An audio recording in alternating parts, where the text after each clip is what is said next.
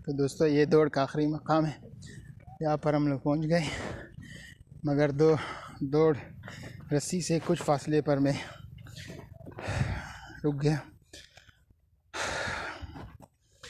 मुझे ये खुशी हो रही है कि इस दौड़ में जितने भी गरीब लोग हैं वो लोग पास हो जाए, आगे के टेस्ट्स में भी वो लोग पास हो जाए। अल्लाह करे हमारे बलूचिस्तान से गुर्बत ख़त्म हो जाए। 5 मिनट सब्र करे तो खिंचाई भी तो यार। हाँ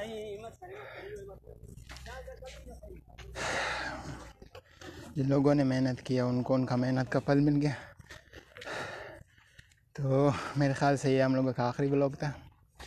मैं यहाँ पर इस वजह से नहीं बैठ रहा हूँ क्योंकि दौड़ते दौड़ते अगर आप लोग एकदम बैठ जाएंगे तो आप लोगों को के फालिज का भी ख़तरा हो सकता है, क्योंकि आपके जो दिल की धड़कन है यानी आपकी खून की रफ्तार तेज़ हो रही। तो अभी हम लोग वापस जाएंगे